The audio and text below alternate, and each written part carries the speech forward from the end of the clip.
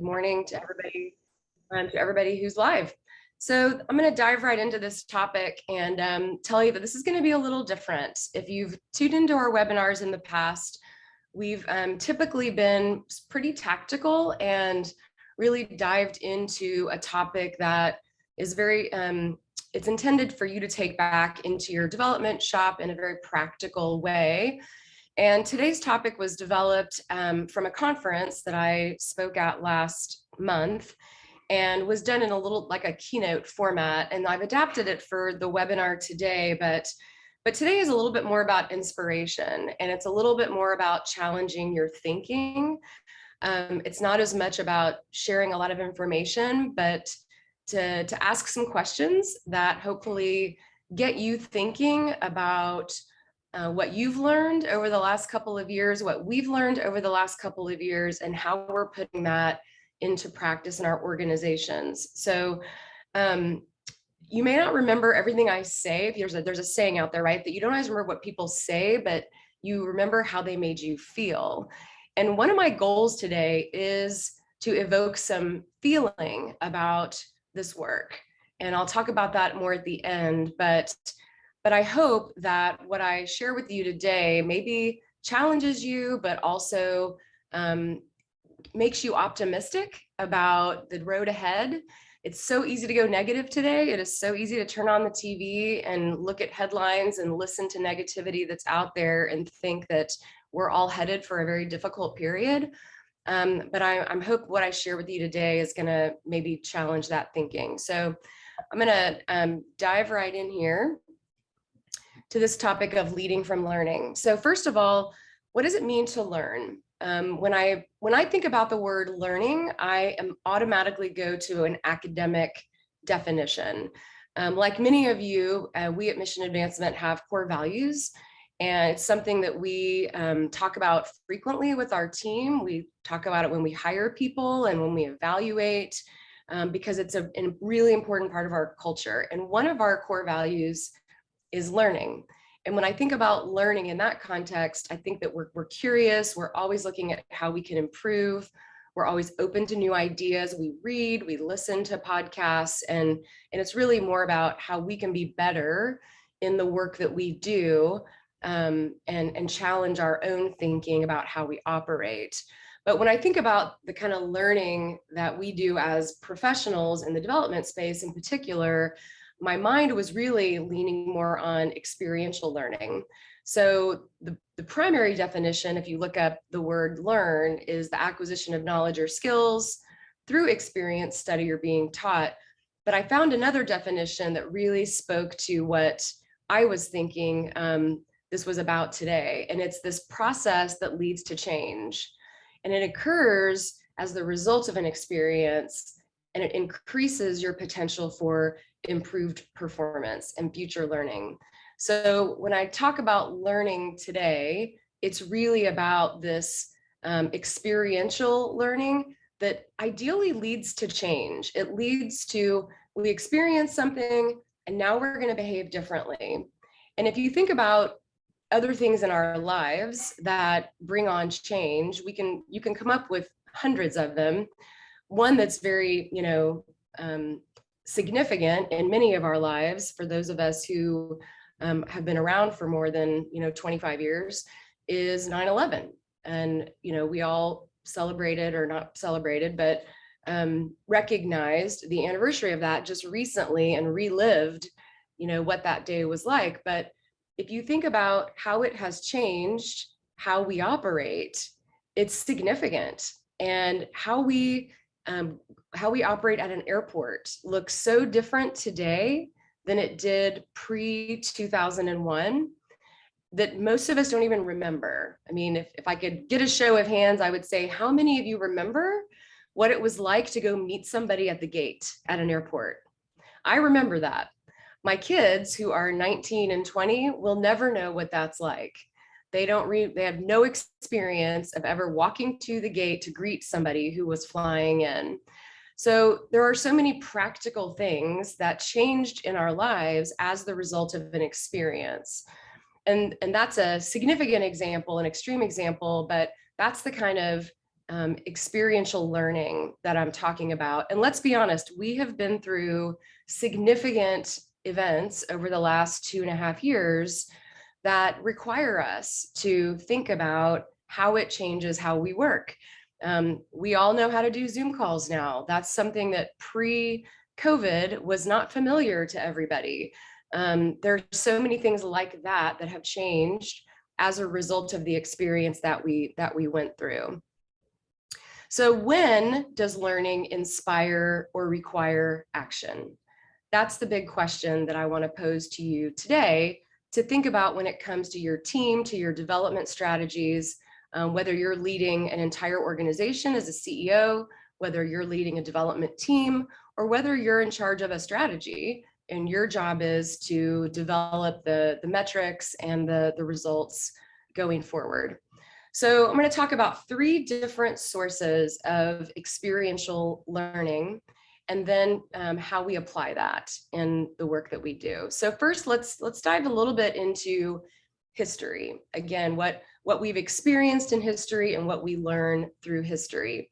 So in the fundraising world, and most of you, I'm sure, are familiar with our statistical data that's brought to us through Giving USA. And back in the summer, there were a lot of people talking about what the data told us about 2021. And I want to just spend a few minutes on what that is. You're going to get a follow-up from us that's actually a little more detailed on this particular subject. But here's just a few slides that came from the 2021 report about philanthropy last year. So you can see here that the trend continued to move upward. 2020 was a pretty big growth year, which didn't really surprise us. I think a lot of people who don't understand philanthropy thought philanthropy would suffer in 2020, but actually quite the opposite. And in 2021, we actually saw another slight increase overall. The percentages of where philanthropy comes from remained relatively consistent. You see there is growth in this foundation sector, but if you dig a little deeper into the data and understand how they define these segments, family foundations actually make up a significant chunk of that 19%. So when you think about the big pie of, individual versus foundation versus corporation, if you take the family foundations and really put that into the individual category, because it really is an individual decision, and bequests, which of course are individual decisions, it's really like 85, 86% of philanthropy is coming through individual donors, whether it's in the form of an outright gift, through a family foundation, or through an estate. Corporations had a slight decrease, no big surprise there, and they still remain by far the smallest piece of the philanthropy pie. And then the last chart that I'll show you is just where the money goes. And again, pretty consistent with other historical data, with religion, education, and human services being the largest sectors in the philanthropy market. So there's a lot of information you can dive into and go deeper into what's really behind this. It's fascinating if you're a data person, but I just summarized a few key findings that I think are really interesting in the overall philanthropy world. So, there was an increase of about 4% in current dollars.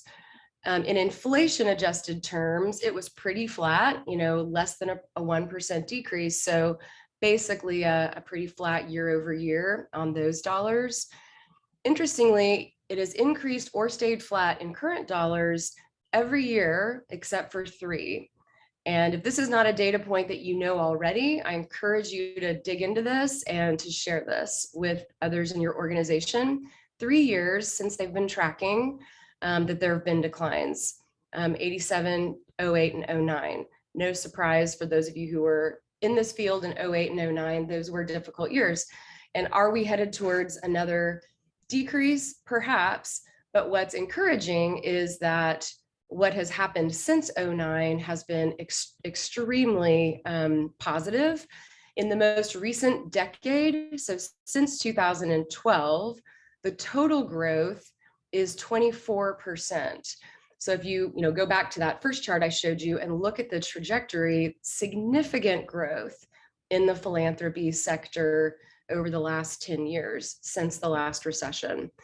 And another just interesting finding is that last year, while none of those four sources reached an all-time high, individuals, foundations, and bequests reached their second highest levels of giving on record. So again, those are pretty much all in the individual category with some growth in foundations. So this is just some interesting data that I think we as professionals need to know. We need to understand what history tells us about fundraising and philanthropy, and how does that inform how we potentially, adapt our strategies in the coming year. So a couple of just questions I would pose to you in your development teams. Does the data or does history impact our strategies? And are we the experts in our organization? And what I mean by that is the data is pretty clear. So do you read the data, dissect the data, but then go back to your organization and have a conversation with your team about how you need to double down on your corporate philanthropy plan? When you know that that sector is the smallest giving sector that we have, and the other sectors are growing. So some missions lend themselves better to corporate philanthropy than others. So depending on your mission, you may have a larger piece of the pie in corporate dollars. But I would tell you that if you are not spending the majority of your time on those individual and or foundation strategies, you're fishing in the wrong pond. You're fishing in the wrong pond according to what the data tells us. So do your strategies reflect what we know to be true? And then secondly, are you the expert in your organization? What I mean by that is, are you sharing this information with your teams, with your senior staff, with your board? Are they familiar? Because knowledge is power. And if they don't understand the strategy, sometimes giving them the data is helpful for them to understand why we are doubling down on certain types of donors, certain types of strategies, because this is where philanthropy comes from. I present this information frequently to boards, and I have yet to be in front of a board that was a room full of people that knew this information. So even your board members who are very successful in their own right in different sectors of the business world, rarely do they know that the philanthropy data. So be the expert. I coach development officers all the time that you are the fundraising expert in your organization, and it is part of your job to be that voice in the room, to share with others on your team why we focus on this part of philanthropy, why the strategy is the way it is. And it comes from a place of experience and knowledge. So be the expert in your organization. So another way that we experience different types of learning is from others and the world around us. And this certainly has been the last couple of years. And I want to, spend a minute just talking about what we've learned over the last couple of years, how we're absorbing that in our own organizations, and does it change anything about how we execute the work? So just a few points here to digest. I'm assuming that you are asking these questions, you have asked these questions, and you continue to ask these questions of your teams over the last couple of years. What did you experience as an organization? What did our donors tell us? This is, I think, the most important question to ask.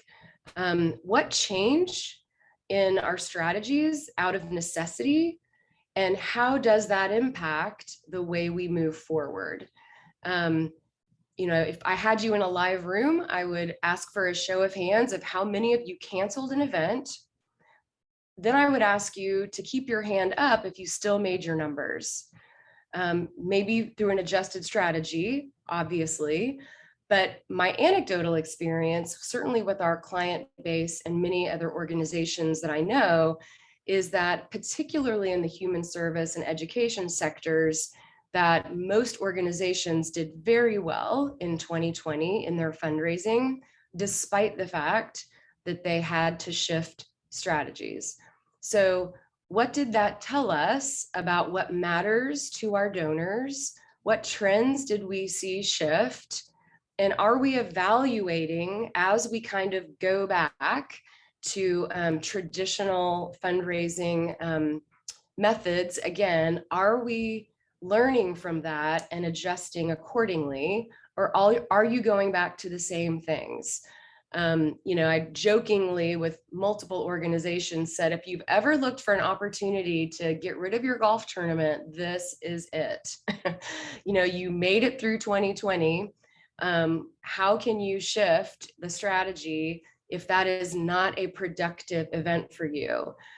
This is the time to find another way to engage donors and to realize the funds that you need and do it in a way that is less costly, less taxing on your people, and a better tie to your mission. So that's just an example of a strategy change that I have seen a lot of organizations do. But are you taking what we learned and are you applying it in what you're doing for 2023 or even for 2022 at this point? A lot of people are in planning mode right now. And so I encourage you to revisit what happened in those 2 years where we had to operate differently and to say, what did we learn? How can we capitalize on what we learned and those opportunities? What mattered to our donors? What matters to them today? How do we communicate with them? How do we engage them? Does it need to be in the ways we used to do it? Are there ways that we can do this better? So the questions I would be asking today of a development team that's working on their strategies for next year, are you evaluating objectively and often? And number 2, are you listening to what your donors tell you with their words, with their actions, and with their dollars? We have a very specific way of tracking and evaluating a development operation, and it's primarily around retention of your key donors. Most organizations have a relatively small number of sources that provide a majority of their funding. Depending on your mission, the size of your organization, those numbers could vary greatly, but it's very common that organizations are somewhat top heavy in their donor base, and that those top 100 to 300 sources make up more than 50% of their annual fundraising budget. So we've got a process that we work through that is really evaluating the retention of those donors, because just retaining those donors will yield a majority of the revenue that you need. So we're not as concerned about where those dollars are coming in. Did they go to your event? Did they come to your annual appeal? Were they done through some other strategy? Do you have a giving day that in your community that people are giving toward? Where the dollars went in the budget is not nearly as important. That donor as a source was retained within your organization. So are you listening not to what your budget is telling you, but are you listening to what your donors are telling you based on how they're responding? If they're not giving through your event anymore, that's okay. It may mean that you need a different strategy for that donor, not that you need to change your event. So we need to be talking with those donors. We need to be asking them those questions and adjusting our strategies accordingly. So the leave behind here is, are you measuring retention with a donor-centric mindset? Again, not a budget-centric mindset, a donor-centric mindset. This is a separate exercise than looking at your budget for next year and thinking about how much you're going to raise through each strategy. That's an important exercise that we need to do, but it's equally important, if not more important, that we're taking our list of top donors and saying, what is our strategy to retain those donors in the coming year? And whether they give to one strategy or a multitude of strategies, what matters to that donor, who's in relationship with them, and what are we doing to retain that relationship and engage them deeper into our mission. So learning from others is a combination of what our team is learning, what our donors are telling us, what we're observing in our organizations, and how we're adapting as a result of that. The last piece then is this idea of learning from ourselves. And how do we take our own experiences, process those, share those, and bring those into our organizations in a way that inspires change or action. So I heard this quote on a podcast actually a few weeks ago, and I had to go back and listen to it and find it because it just spoke to me at the moment. And I thought it was interesting to work into this presentation. But no one is more influential in your life than you are, because no one talks to you more than you do. And it just kind of made me, giggle to myself, because I know I talk to myself constantly, and I guess it's reassuring to hear that everybody else does this as well. And whether you're talking out loud or just talking in your head, we are incredibly influential in our own mindset, because we are constantly telling ourselves what's good, what's bad, where we're failing, what's not working. We're for sure our harshest critics. And somebody gave me a great piece of advice one time: when you're struggling with something and kind of down on yourself, ask yourself the question, if I had a friend struggling with this asking me for advice, what would I tell them? And it's a quick way to shift the mindset, because we're always kinder to other people than we are to ourselves. So, this matters right now because we are in a space, as Lacey alluded earlier, of gloom and doom, pending recession. What does that mean? How does it affect our strategies going forward? What should we expect? And we as leaders, whether you're leading a team or an entire organization, have the responsibility to be the voice of, we can do this, to be the voice of optimism, and not to be the voice of gloom and doom with our teams that will just bring it down. So the questions I would ask to you around this are you sharing your experiences? And are you inspiring your team? We as leaders typically have the ability to be a part of experiences that the rest of our team does not. Whether you're engaged with some very high level donors, other partners, board members, even in your program, perhaps you are exposed to things that the rest of your team is not. And, a reminder to myself and to all of you is that we need to be bringing that inspiration to our teams on a regular basis. They're in the trenches, they're having to solve problems every day.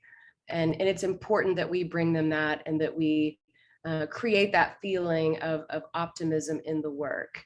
So an example I would give here is we had an amazing experience in 2020 that a client shared with us as they were in the trenches of early COVID days and raising extraordinary dollars during that time, finishing a campaign.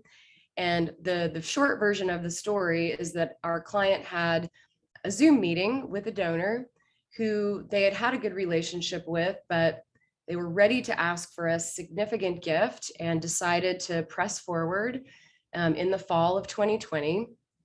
And she called me after this meeting to let me know how it went. And essentially, this family had been thinking about it. They knew the purpose of the call was to discuss this campaign. And our client asked for a gift of $250,000. And the family said, we've been thinking about this. We've been wanting to make a contribution to the campaign. We'd actually like to give $500,000. And that was just what we needed to kind of put us over the top of our campaign goal. So it was a very exciting, meeting and conversation. But the best part of the conversation was when the donor said to the CEO, "Thank you for asking us, because our family has actually done well during this difficult time. The business that we're in has done very well in the online kind of sales market. And there's nothing that we want more than to be generous to our community, to give back to causes that we care about. And not many people are asking right now. And we're grateful for the opportunity because this brings joy to us as a family."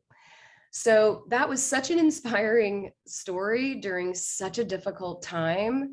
And I've shared that with our team. I've shared that with other clients and other, leaders in our industry, just to say, people are generous, people are out there, and even during difficult times, there are people wanting to make a difference and wanting to give to your organization in some meaningful way. So don't be discouraged by the gloom and doom. Don't be discouraged by the news every day. Remember that there are amazing people that want to partner with you and do the work. And it's our job to bring those experiences to our team. So again, learning what we've learned through difficult times, what we learned through our shared experiences and through our own experiences, inspires action, or maybe requires action, requires us to do something different and to look at our work through a different lens. So I'm going to leave you with a couple of thoughts and then open it up for any questions that you may have. But we have a privilege in this industry of facilitating generosity.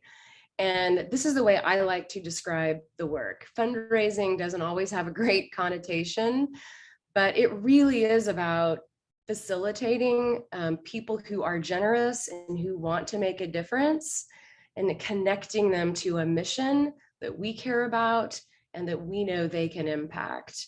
It's fantastic work. It's an industry that is alive and well. The data tells us that.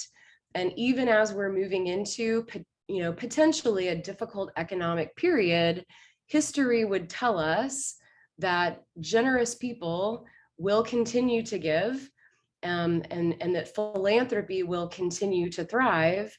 We just need to continue to connect with people in meaningful ways. So back to what I said at the beginning about, you may not remember everything that I say, but hopefully you'll remember how I made you feel. And I do hope that you feel optimistic about philanthropy today. And I hope you feel joyful about the work that we get to do. It's not the easiest job, and it's not always an easy day or easy problems that we have to solve. But I hope at the end of the day that you feel really good about the impact that you make within your organization, the work that is done because of the philanthropy that we are able to facilitate. And I hope you feel joyful in the work. So I'm going to wrap it there. Again, a little different than our normal webinar format and style. And I'm going to have Lacey come back on. And if there were any questions that were posed in the Q&A, I'd be happy to take one or two. Yeah, absolutely. Thank you so much, Jennifer. That was fantastic. We've gotten a few questions, but if anybody has any other ones, just go ahead and type them into that Q&A. And if we don't get to it, we can email you and answer that for you offline. But one of the first ones, which is kind of a little bit shifting into kind of the grant world, but again, of like, how do you ask for money in this time, was during COVID-19, some grant funders changed their priorities. Is there a way for us to get back in with them now that it's not an emergency services kind of call to action? How can we do that now? Yeah, great question. And that sector probably had the biggest shifts in terms of not just funding priorities, but even cycles and ways of working. I know our grant team educates me all the time on how funders have shifted over the last 2 years, and how they're operating differently. So I'm going to go back to what I would just call the best practice, which is you've got to be building relationship with them. Foundations are just people who operate as an entity. So, being on the Mhm. phone with them, doing site visits. Most foundations will, give you that opportunity. And you need to be in constant communication and relationship with those individuals to be learning because their processes are changing quickly, and to find out how that is shifting, not only their priorities, but their cycles, what you should be asking for and when, because some of that funding, I'm sure, will still be there, but it may look different. So I would just say, like any donor, pick up the phone, get a meeting, get a conversation, ask the open-ended questions about how their cycles and priorities have changed, and get their advice on how you should approach them in the coming year so that you can be prepared for the timing and for the type of request that you're able to do. Yeah, that's great. I've got one here. It's not really a question, but it says, Jennifer, I love facilitating generosity as a new term. I'm going to tell my board that right now. So Good. that's I know. great. It's way better than fundraising, right? Absolutely. Way better. Got another one here about kind of looking at where do you see the most volatility in this? Is it big funders? Is it little funders? What does that look like today? Yeah, great question. So we get this question all the time, especially from board members who are concerned and don't know really the history of philanthropy. But this is what I would tell you about my anecdotal observations, what I'm hearing even today from organizations, and what I know from history. And that is that the greatest volatility in fundraising during a down economy will likely be in your small gifts. So if mass marketing is a big piece of your strategy, that's where you should prepare for the greatest volatility. It's the recurring donors, the $25, $50, $100 givers that are probably the most affected by inflation and those kinds of economic concerns. Quite frankly, the larger donors are typically the least affected. It's because they're giving from a different type of asset. They're more diversified. They're not giving out of income necessarily. Giving just looks a little different at those levels. So I would say be prepared for your smaller donors to see some volatility, and double down on that donor-centric list that I was telling you about, your top 100, top 300, whatever that is for your organization. Put your first and best energy into the retention of those donors, and expect that you'll see some volatility, decline, I don't know, but certainly volatility within those mass appeals. That's where I would guess that you're going to see it in the next year. Yeah, that's great. So kind of another question about kind of doubling down on relationships and those best practices you talked about. What's the best way to share this information with a team, either a staff or board leadership, that's going to get them energized? What does that look like to share this information? Yeah. Well, I do think, the data is your friend. To me, that's the most compelling, because even on our development teams, I don't know that everybody is in tune with the data. Not all of us read it or tune into it. So I would say, use the data to inspire. You can go to the Giving USA website. There's a lot more you can download and share than I shared 3 very brief slides with you today. There's a lot more information that you can pull that might be relevant to your team. But I always start with data. Open it up for questions. Does that surprise you? Is this what you expected to see? How does that make you think about our donor base and where we spend time? And how does it shift our thinking about what our strategies for the coming year should look like? Especially when I look at the graph around, the foundation versus individual versus corporate. Like, to me, that's a really good place to park and spend a little bit of time with your team talking about what that pie looks like for you. It doesn't have to look exactly like the Giving USA. I'm not suggesting that every development shop should look like that. Again, some missions lend themselves to corporate philanthropy differently, and that's okay. But if you don't have a really good individual strategy, I just tell boards and organizations, you are leaving money on the table. So then I would just challenge the group to think, how can we do better with individuals? How can we go deeper? How can we engage differently with individual donors? That's clearly the biggest pool of philanthropy. What could we do better? Yeah, that's great. So I think let's just do one more question here. This is kind of a combo. Two people talked about this of we had more donors in 2020 than we've ever had before. But now some of them have fallen off. How can we reconnect with them if they only gave to us in a time of crisis? And then kind of the other part was some of them gave to specific restricted funds. How do we get donors to come back? But also how do we get them just to give to our unrestricted annual operating? Yeah, well, it all comes down to communication and how you're telling your story. I don't know if we're talking about dozens, hundreds, or thousands, so I can't really speak to capacity, depending on the size of your organization, the size of your team. I would say most organizations don't have the capacity to reach out to all of those donors that maybe came to you during COVID.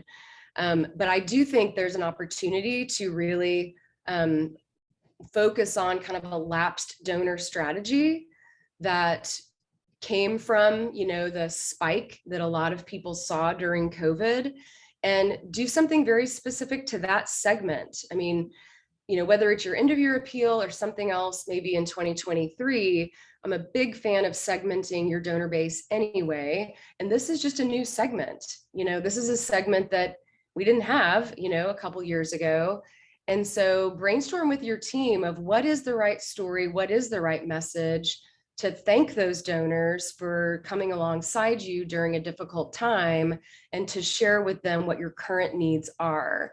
So if you've got donors that were really attached to a specific need that was restricted funding, is there an opportunity to recapture some of those donors towards a current need today? That might be the easiest place to start, and then kind of begin to educate them more into the general needs of the organization. In my experience, that's kind of a mid-level donor strategy where you begin at least a voice-to-voice kind of relationship and start building some trust and rapport and relationship with a donor that may only know you in a transactional way. So if you can get them to repeat that gift and then begin a strategy to try to connect with that group of donors voice to voice, offer them a tour, send them a video, connect them to somebody else in the organization. You're not going to capture all of them, but at least you might be able to go deeper with some donors that you can retain from that COVID giving into another current need, and then move them into a strategy to capture them into your general operating support. Yeah, that's great. Well, thank you so much, Jennifer, and thank you guys. We'll give you back 15 minutes of your morning. But as Jennifer said, a little bit of a different format for us, but equally as impactful. So thank you, Jennifer, for your time. For you guys to remember that this will be posted on our resources hub of our website, so you can share it with your colleagues or your board members, and send in questions as you have them if you're thinking about this. This is a topic that we're getting asked constantly from clients, especially boards, as Jennifer mentioned. And so we can only imagine you're being asked the same questions. So reach out to us. We're happy to talk to you about kind of some of these hard conversations that we're having, but to know that if we shift our mindset and think about facilitating generosity instead of, oh gosh, how do we keep fundraising in a time like this? We can do a lot better by facilitating generosity if we're coming to it of a place of the relationship, right? And putting your mission first. So we're here for you. We'd love to talk to you further. I will send out the recording, but also it will be on our website. If you have any questions, reach out. We're so happy to have you guys this morning. Jennifer, thank you for your time. Appreciate it. Thanks, everybody. Bye.